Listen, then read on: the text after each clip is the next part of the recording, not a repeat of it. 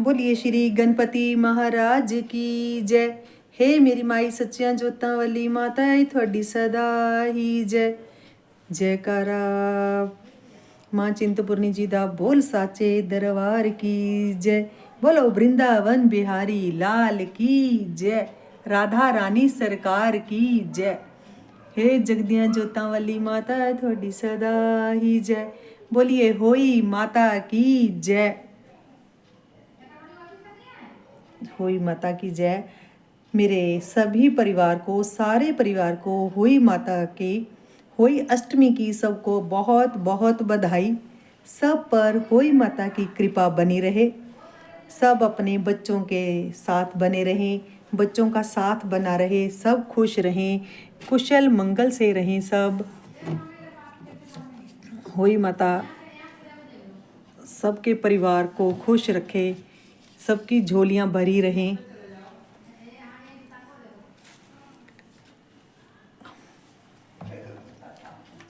जी ये देखिए, होई माता की जय। हमारे यहाँ तो भैया ऐसे ही माथा टेकते हैं। ये गन्ने बहुत ईंख बोलते हैं, बहुत ज़रूरी होते हैं। और मेरे बच्चे, मेरा परिवार सब बैठे हैं। मेरे बच्चे बहू अभी ऑफिस में है क्योंकि भैया काम बहुत ज़रूरी है। दिवाली के चलते बहुत कार्य होते हैं, तो वो आकर माथा टेकेंगे, तब तक हम पूरी तैयारी कर रहे हैं।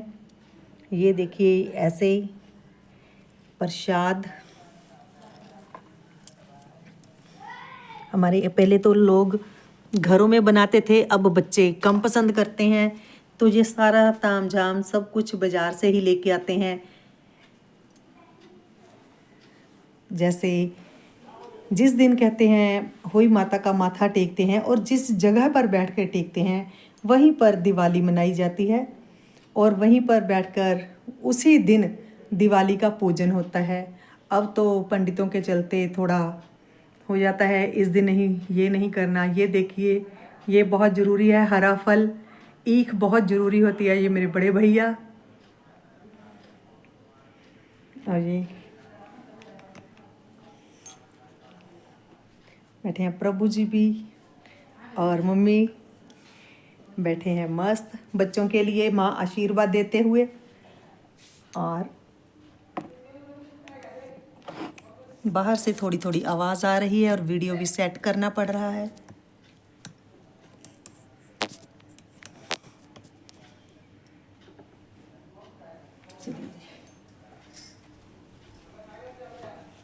बोलिए होई माता की जय।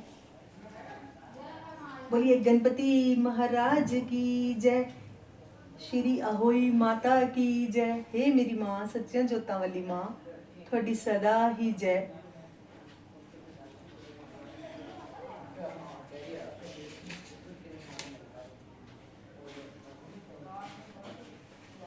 अहोई आठे अष्टमी व्रत। ये व्रत कार्तिक लगते ही अष्टमी को किया जाता है। जिस वार को दीपावली होती है, अहोई आठे भी उसी बार की पड़ती है।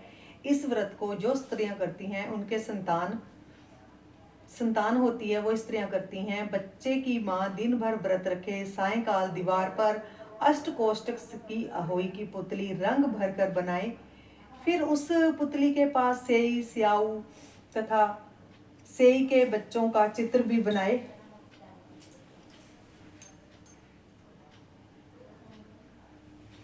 वहीं उसका चित्र बनाए। मेरे को इधर लाइट नहीं पड़ रही ना। उस पुतली के आगे स्याही के चित्र बनाए जाते हैं। फिर अहोई अष्टमी का चित्र मंगवाकर दीवार पर लगाएं तथा उसका पूजन कर सूर्यास्त के बाद अर्थात तारे निकलने पर अहोई माता की पूजा करने से पहले पृथ्वी को पवित्र करके चौक पूरकर एक लोटा जल भरकर पटरे पर कलश की भांति रखा जाता है। अहोई माता का पूजन करके माताएं कहानी सुनती हैं। पूजा के लिए माता पहले से चांदी की अहोई बनाकर, जिसे स्याऊक कहते हैं, उसे चांदी के 2 दाने मोती डलवा देते हैं। फिर उसे गले में पहनकर हार में पैंडल लगा होता है, उसी की भांति चांदी की अहोई ढलवा लें। डोरे में चांदी के दाने डलवा लें। फिर अहोई की रोली, चावल, दूध, भात से पूजा करें। जल में लोटे भरे पर मत्सतिया बना लें। एक कटोरी में हलवा, रुपये, वाइना रख लें। 7 दाने गेहूं के लेकर कहानी सुनते हैं। कहानी सुनने के बाद अहोई की माला गले में पहन ले। जो वाइना निकाल कर रखा है उसे सासू जी के पांव छूकर आदर पूर्वक उन्हें दे देवें। उसके बाद चंद्रमा को अर्घ देकर स्वयं भोजन करें। दिवाली के बाद किसी शुभ दिन अहोई को गले से उतार कर उनका गुड़ से भोग लगाकर जल के छींटे देकर मस्तक झुकाकर रख लें। जितने बेटे हैं उतनी बार तथा जितने बेटों का विवाह हो गया है उतनी बार चांदी के 2-2 दाने अहोई में डलवाती जाएं। ऐसा करने से अहोई माता प्रसन्न हो बच्चों की दीर्घायु करके घर के लिए नित्य नए मंगल करती रहती है। इस दिन पंडितों को पेठा दान करने से शुभ फल की प्राप्ति होती है। अहोई का उज्जमन, जिस स्त्री को बेटा हुआ है अथवा बेटे का विवाह हुआ हो उस दिन अहोई का उज्जमन करना चाहिए। एक धरती में 7 जगह एक थाली में 7 जगह 4 पूड़ियाँ रखकर उसमें थोड़ा थोड़ा हलवा रखकर एक साथ तियल, साड़ी, ब्लाउज और समर्था अनुसार रखकर थाली के चारों ओर हाथ फेरकर श्रद्धा पूर्वक सासू जी के पांव स्पर्श कर सभी सामान सासू जी को दे देवें। तियल तथा रुपये सासू जी के पास रख लें और हलवा पूरी से वाइना बांट दे। बहन बेटी के घर भी वाइना भेजना चाहिए। और अहोई की कथा सुने। एक नगर में एक साहूकार रहा करता था। उसके 7 लड़के थे। एक दिन उसकी स्त्री खदाने से मिट्टी खोदने के लिए गई। ज्यों ही उसने वहां जाकर कुदाली मारी त्यों ही उसके हाथ से कुदाल से चोट से सही के बच्चे मर गए। जब उसने देखा अपने बच्चों को मरे देखा तो वो बहुत बहुत दुख हुआ और परंतु वह विवश थी क्योंकि वह काम उससे अनजाने में हो गया था। इसके बाद वह बिना मिट्टी लिए खेद करती अपने घर आ गई। उधर जैसे ही घुरकाल में आई तो अपने बच्चों को मरा हुआ देखकर विलाप करने लगी। ईश्वर से प्रार्थना की कि जिसने मेरे बच्चों को मारा है उसे भी इसी प्रकार कष्ट होना चाहिए। तत्पश्चात शेही के श्राप से सेठानी के 7 लड़के एक ही साल के अंदर समाप्त हो गए। इस प्रकार अपने बच्चों को असमय काल के मुंह में समाये देखकर सेठ सेठानी इतने दुखी हुए कि उन्होंने किसी तीर्थ पर जाकर प्राण देना उचित समझा। इसके बाद वो अपना घर छोड़कर पैदल ही किसी तीर्थ स्थान की ओर चल दिए। खाने की कोई सुध ना रही, ना ध्यान दिया उन्होंने। इस तरह चलते चलते शक्ति और साहस रहा तब तक चलते रहे और जब वह आसक्त होकर मूर्छित होकर गिर पड़े तो उनकी ऐसी दशा देखकर भगवान करुणा सागर हैं। उनको मृत्यु से बचाने के लिए उनके पापों का अंत किया और आकाशवाणी हुई कि हे सेठ, तेरी सेठानी ने मिट्टी खोदते समय ध्यान न देकर सेई के बच्चों को मार दिया। इस कारण तुम्हें बच्चों का दुख देखना पड़ा। यदि पुनः घर पर जाकर अपना मन लगाकर गौ की सेवा करोगे, अहोई माता की पूजा करोगे तो तुम्हारे बच्चे तेरे को फिर मिल जाएंगे। तो फिर वो वापस अपने घर आ गए। घर आकर जैसे ही सुंदर सेठ सेठानी ने क्या किया कि गौ की सेवा करनी शुरू कर दी। बड़ी श्रद्धा भाव से केवल अहोई माता ही नहीं गौ माता की सेवा करते भी करना आरंभ कर दिया।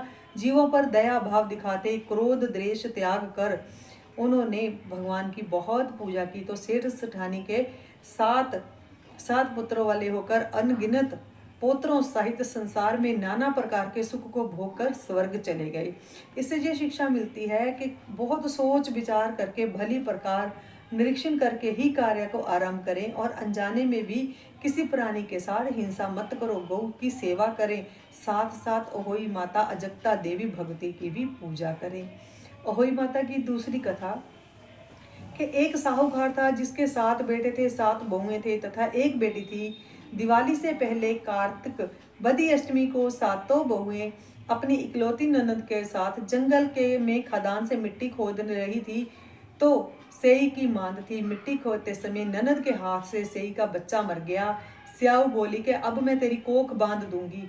तो सारी भाभियों ने तो पीछे हट गई, मगर छोटी बहू बोली कि मैं आपकी खातिर अपनी कोख बंधवा लेती हूँ, नहीं तो सास गुस्सा करेंगी। तो जब वो घर में आई तो उसके बाद उसकी को जब भी बच्चा पैदा होता तो नहीं बचता, मर जाता। तो उसको पंडित को बुलाकर पूछा कि मेरी संतान 7वें दिन क्यों मर जाती है। तब पंडित ने कहा कि तुम सुरही गाय की पूजा करो। सुरही गाय जो है वो अपनी अहोई माता की भाईली है। तेरी कोख छोड़ देवेगी तो तेरा बच्चा बचेगा, तेरा बच्चा जी जाएगा। इसके बाद वह बहू प्रातःकाल उठकर गौ की सेवा करती, नीचे आदि सफाई कराती। तो गौ माता बहुत खुश हुई कि कौन है जो मेरी इतनी सेवा कर रहा है।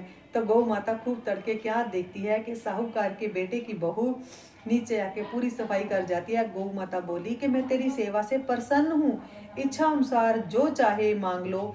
तब साहूकार की बहू बोली कि स्याऊ माता तुम्हारी भाईली है, उसने मेरी कोख बांध रही है, सो मेरी कोख छोड़ दे तो मेरे घर भी बच्चा हो, मैं आपकी पूरे मन से सेवा करूंगी। तो वो तो 7 समुंदर पार है, तो भाईली के पास लेकर चली। तो जैसे ही धूप में जा रही थी तो रास्ते में एक पेड़ के नीचे बैठ गई। थोड़ी देर में एक सांप आया। उस पेड़ पर गरुड़ पक्षी का बच्चा था। सांप उसको लगा, जब डसने लगा तो साहूकार की बहू ने सांप मार कर नीचे दबा दिया और बच्चों को बचा लिया। थोड़ी देर में गरुड़ पंखनी आई और खून पड़ा देखकर साहूकार की बहू को चोंच मारने लगी। तब साहूकार ने बोली कि मैंने तो तेरे बच्चे को नहीं मारा, मैं तो सांप के से डसने से आपके बच्चे को बचाया है, मैंने तो आपके बच्चों की रक्षा की है। ये सुनकर गरुड़ पक्षी ने बोली कि मांग तू क्या मांगती है। तो वो बोली हम 7 समुंदर पार स्याऊ माता रहती है, तो हम वहाँ जा रहे हैं। तो गरुड़ पंखनी ने दोनों को अपनी पीठ पर बैठाकर स्याऊ माता के पास पहुंचा दिया। स्याऊ माता उन्हें देखकर बोली कि आ बहन, बहुत दिनों बाद आई हैं। दोनों बहनें मिली अपना दुख सुख कहने लगी। जब उसने देखा कि मेरी भाईली के जुएं पड़ी हुई हैं तो सुरही कहने लगी। साहूकार की बेटी ने सिलाई लेकर उसकी सारी जुएं निकाल दी, उसकी बड़ी तन मन से सेवा की। तो इसलिए फिर उसने कहा कि बोल मांग क्या मांगती है, जा तेरे घर 7 बेटे हो, बहुएं हो, पोत्र पोत्रे हो। तो वह बोली कि माँ मेरा तो एक भी बेटा नहीं है, आपने मेरी कोख बांध रखी है। तो स्याऊ माता बोली कि मैंने तेरे को वचन दिया, तूने मेरे को प्यार से ठग लिया, तूने मेरी बहुत सेवा की, अगर मैं वचन से फिर जाऊं तो मैं किसी धोबी के कुंड की कंकरी हो जाऊं। तो उसने कहा कि तेरी जो कोख मैं खोलती हूँ, जा तू घर जा, तेरे को तेरे 7 बेटे 7 बहुएं भी मिलेंगी। फिर तू उजमन करियो, 7 अहोई बनाकर 7 कढ़ाई करियो, क्योंकि एक बेटे के लिए एक कढ़ाई करते हैं, 7 बेटों के लिए 7 कढ़ाई करियो। तो वह घर लौट कर आई तो देखा कि उसके 7 बेटे बहुएं बेटी हैं। वह बहुत खुश हो गई। उसने 7 अहोई बनाई, 7 उजमन किए तथा 7 कढ़ाई की। रात्रि के समय जेठानियां कहने लगी कि जल्दी जल्दी पूजा कर लो, कहीं छोटी बच्चों को याद करके रोने ना लगे। थोड़ी देर उसने बच्चों को कहा कि जाके देखो, चाची के घर जाकर आओ कि आज वह अभी तक रोई क्यों नहीं। तो बच्चों ने जाकर कहा चाची तो बहुत कुछ बना रही है, हलवे पूरियां बन रही हैं, खूब उजमन हो रहा है। जे सुनते ही जेठानियां दौड़ी दौड़ी आई और उसके कहने लगी तूने कोख कैसे छुड़ाई, तेरे घर बच्चे कैसे आए। तो उसने कहा कि तुमने तो कोख नहीं बंधाई थी, सो मैंने अपनी कोख बंधवा ली थी। अब स्याऊ माता ने कृपा करके मेरी कोख खोल दी है। स्याऊ माता ने जिस प्रकार साहूकार की बहू की कोख खोली, उसी प्रकार हमारी भी खोलियो, कहने वाले तथा सुनने वाले की सब परिवार की कोख खोलियो। बोलिए बोलो अहोई माता की जय। हे मेरी माँ सच्चियां जोतां वाली माँ, तेरी सदा ही जय। बोलिए गणपति महाराज की जय। हे मेरी माँ सच्चियां जोतां वाली माँ, कोई साड़ी कोलों कोई भी हमसे भूल हो गई हो तो माँ क्षमा कीजिए, क्षमा कीजिए माँ। सबके ऊपर, परिवार के ऊपर अपनी कृपा बनाए रखें, सबको सद्बुद्धि दीजिए, सब मस्त रहें, स्वस्थ रहें। बोलो होई माता की जय। लीजिए जी गणपति जी।